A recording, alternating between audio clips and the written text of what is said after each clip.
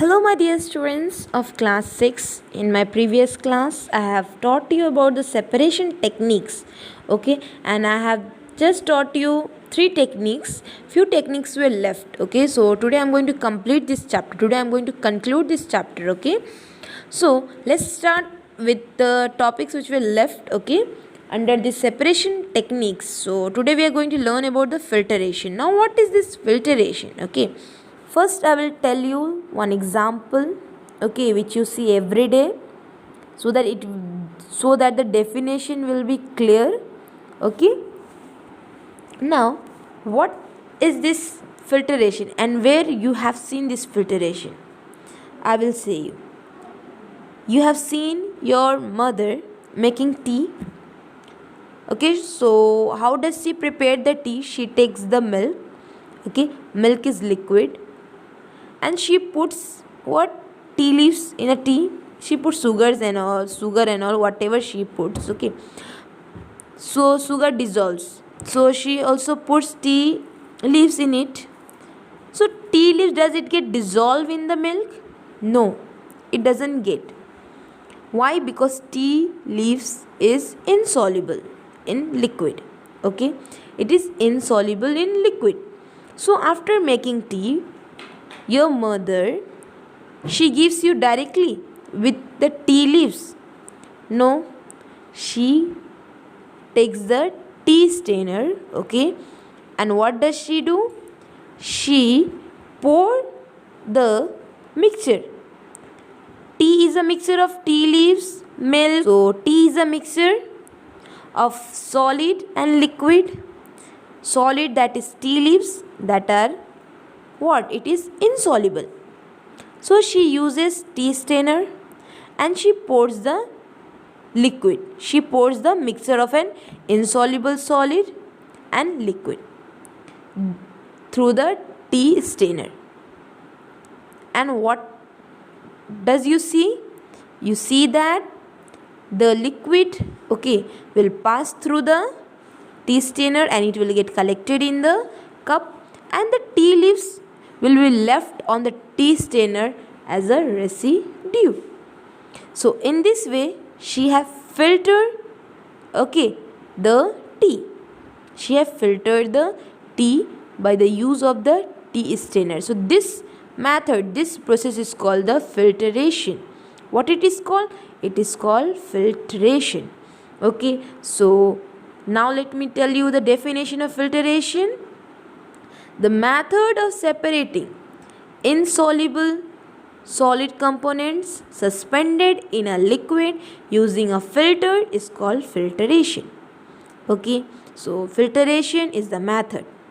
Okay, you have seen that your mother, okay, when she filtered the tea, okay, so what does get separated? The insoluble solid, that is the tea leaf, and the liquid, okay, by using a filter. Now what is this filter?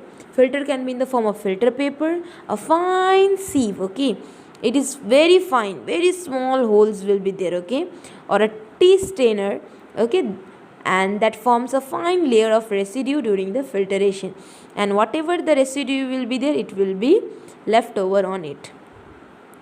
Now one fact file is also there in your book, that in science laboratory also, okay, filtration method is done. Now in there, do they use sieve? Do they use sieve or what is it, tea strainer and all? No, they use filter paper. Okay, they use special kind of filter paper, and that filter paper is called Whatman filter paper. Okay, and what is the shape of this filter paper? It is in a circular shape. Okay, and it can be folded carefully to fit in a funnel. Okay, it is folded in the form of cone and it is fit in the funnel. Okay, for the filtration in the laboratories. Now I have already said you that this method is preferred to separate the mixture of an insoluble solid and liquid, okay, through a filter paper, a sieve or a strainer. Now what is a sieve? A sieve is a single layer woven mesh. Okay, sieve is a single layer will be there. Okay, you have seen the sieve already. Whereas filter is a multi-layer mesh, there will be multi-layer. Okay, the liquid that passes through the filter is called the filtrate. Okay, the liquid which will pass through the filter is called the filtrate. Okay, the insoluble components that remains on filtering surface is called the residue. So I have already given you the example. Okay, let's go back to that example, that when your mother poured the tea, okay, so the liquid part which get collected in the cup, that is the filtrate. Okay, and the tea leaves which is left over on the strainer, on the tea strainer, that is the residue. Okay, so the liquid that passes through the filter is called the filtrate. Okay, and the insoluble component that remains on the filtering surface is called the residue. So understood? So you can also do this filtration. Okay, this filtration is also used in brewing coffee and steeping tea. Using tea bags are example of filtration. Air conditioners, air purifiers and vacuum cleaners are used to filter dust and pollen from air. Okay, these are the example. Aquarium filters remove fibers and dirt from aquariums. The in our body also filter is there. Okay, now what is that? Kidney. Okay, kidney is a biological filter, okay, in our body. And what does it do? It filters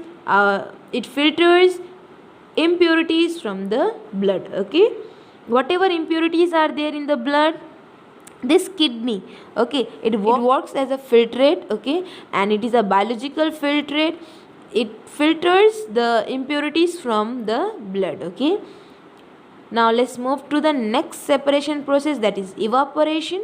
Now what is this evaporation? Okay, now you already know about evaporation. Okay, so the process of changing a substance from its liquid state to its gaseous state at a temperature below its boiling point is called evaporation. This means that, okay, when the liquid will change its state, okay, to gaseous state below its boiling point, means that it is not necessary to reach the boiling point, that is 100 degree. For evaporation, it is not necessary to reach the boiling point. And what is the boiling point of water? 100 degrees Celsius. Okay, so evaporation can take place below boiling point also. Okay, and what is evaporation? Evaporation is the process of changing a substance from its liquid state to its gaseous state. Okay, so this is evaporation. Now how to increase the evaporation? If we will increase the heat, okay, if we will increase the rate of heat, so the rate of evaporation will also increase. Okay, and evaporation is used to obtain the solid component from a homogeneous mixture. What is homogeneous mixture? That is a solution of solid and liquid. In homogeneous mixture, the components are distributed uniformly. Okay, now if we will mix salt and water, so it becomes the mixture of salt and water. So can we get back this? So can we separate this salt and water? Yes, we can separate by the process of evaporation. Now how? By the process of evaporation, what is done? Okay, if the mixture of the salt and water is heated, okay, if the mixture of salt and water is heated, so what will happen? Evaporation will take place. So evaporation will take place. Okay, so all the water will get evaporated. The water will change it straight from liquid state to gaseous state. Okay, and what will be left behind? The solid part, that the salt will be left behind. Okay, so salt can be separated from a salt solution by which method? By evaporation method. Okay, so in this way we can obtain the salt, okay, back from the mixture of this salt and water. So salt and water is also a solution. Okay, so we can get back the salt by the method of what? By the method of evaporation. And this method is also used to obtain what? Salt from the sea water. Now evaporation, crystallization is there. Now what is this crystallization? Crystal is a solid having a fixed geometric shape. Crystallization is a method of separation as well as purification in which crystals of solid solute is obtained from a solution.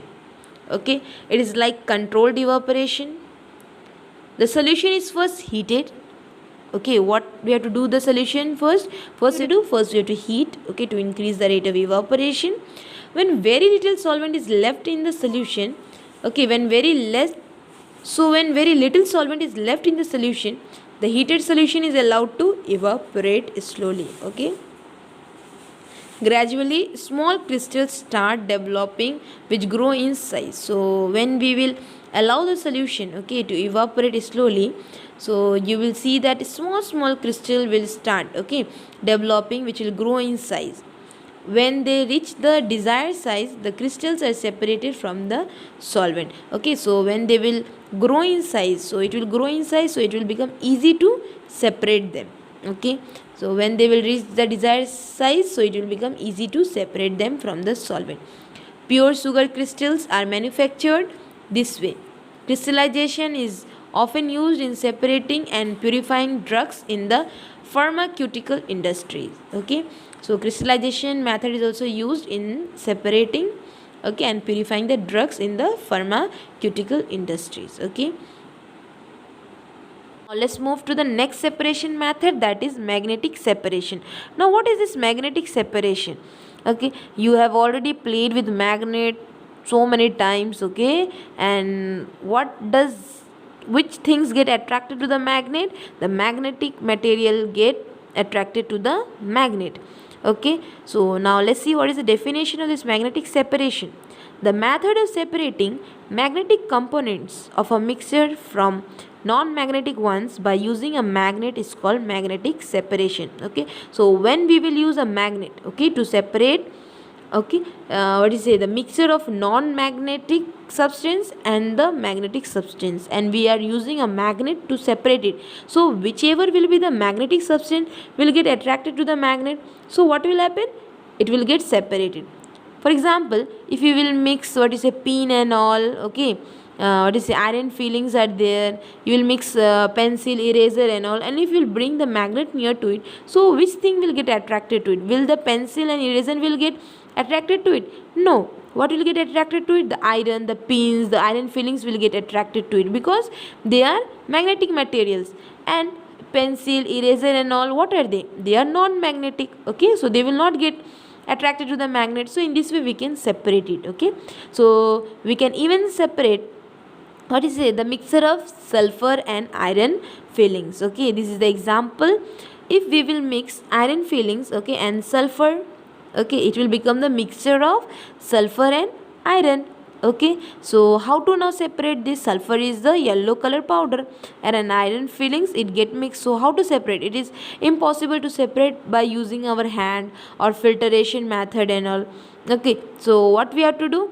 We have to bring the magnet near to the mixture of sulfur and iron, so all the iron fillings will get attracted to the magnet, okay, and the sulfur powder will be left behind. Okay, it will be left behind in a watch glass or in a china dish, it will be left behind. So in this way we can separate the mixture of sulfur and iron by the use of magnet. Okay, this method is also used, okay, using this method, this magnetic separation, okay, such as scarp iron or other metals that get attracted to a magnet can be easily separated from the heap of waste material. So if the heap of waste material means wherever the waste are there, okay, so waste means there are mixture of so many things. If their iron materials are there, so how to separate from this huge heap of waste? Okay, so they use this magnetic separation, they use magnet, okay, to separate the scarp iron, to separate the irons and all metals, okay, because they will get attracted to the magnet and whatever the waste will be there, it will be left behind. Okay, so yeah, I think you have understood the magnetic separation also. So whatever I am saying is a mixture, okay, and we are separating by the use of some techniques, and this is the physical technique, okay, because we can separate the mixtures by physical techniques also. Okay, now the last one is the sublimation. Okay, last one is the sublimation. Now what is this sublimation? Sublimation, I have already said you, okay, about sublimation, that this is the process of changing a solid directly into its gaseous state on heating is called the sublimation. So when we will heat the substance and it will change directly from solid state to gaseous state, so that process is called the sublimation. The compounds which change directly to a gas on heating are known as sublime solid. Okay, now what I said, that substance which we heat, okay, the substance which we heat, it will get directly change from solid to gaseous state without undergoing the liquid. So now what is this substance called? That substance is called sublime solid. Okay, the solid which will directly change to gaseous state, so that solid we call sublime solids. Okay, now there are so many sublime solids like camphor, naphthalene balls, iodine and ammonium chloride are some of the example of sublime solids. Okay, this solid will directly change from solid state to gaseous state. Now let's see one small what is activity of separation of this ammonium chloride mixture and sand. Okay, now here ammonium chloride and sand is mixed. Now how to separate it? We can separate this by the process of sublimation. Okay, what will happen when you will mix this ammonium chloride and sand, okay, and you will heat it? Ammonium chloride is a sublime solid. Okay, ammonium chloride is a sublime solid. So on heating, this ammonium chloride will change from solid state to what? To the gaseous state, that is vapor. It will change into vapor. Okay, and the sand will be left behind in the china dish only, because sand is what? It is not a sublime solid. Okay, so it will not get changed. Only ammonium chloride will change its state from what? From solid to gaseous state in the vapor form. Okay, so the vapor of ammonium chloride on cooling, so when this vapor will cool, so what it will change to? It will change to crystals. Okay, it will change to crystals. Okay, it will change to ammonium chloride crystals. This method is also used, okay, for the purification of certain compounds. So in this way we can separate the mixture of ammonium chloride and what? And the sand. Okay, so in this way, which process? By the process of sublimation we can separate the mixture of ammonium chloride and sand. Now the last topic is that reasons for preferring a particular technique. Now what is the reason for preferring? Now what is the reason for preferring that particular technique? Now separation techniques are based on the difference in their physical properties such as size, shape, mass, density, okay, or solubility of the components to be separated. The separation techniques, okay, essentially should be economical and should not affect the physical or chemical property of the elements present in the mixer. So when we are using this separation technique, so it should not affect the physical or chemical property of the element present in the mixer. Sometimes more than one techniques are applied to separate a given mixer.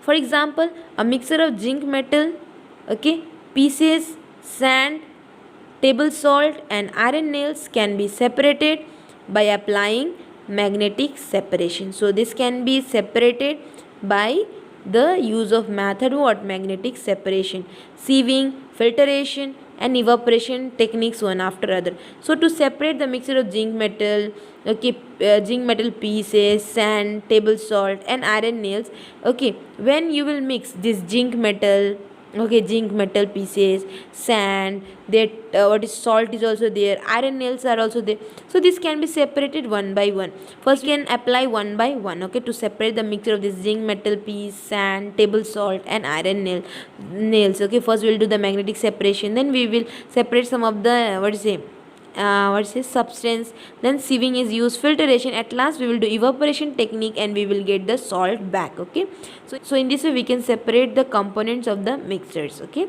one after other techniques if we use, so we can separate. So with this I have completed chapter number 2. Okay, and what is the name of the chapter? Elements, compounds and mixtures. Okay, so whatever the activity is given at last, I have already explained you about this, okay, in my explanation while explaining you the techniques. Okay, in there only I have given you the examples. Okay, so with this I have completed everything. Okay, I will give you the exercises, so you will copy in your copy. Okay, and you will learn. So unit test will be conducted, so you will read all whatever I have explained you, plus the exercise also you will read. Okay, and you will read properly, and everyone will attend the test. Okay, tests are very important, so everyone should attend the test. Okay, so prepare at home. Okay, best of luck. Thank you.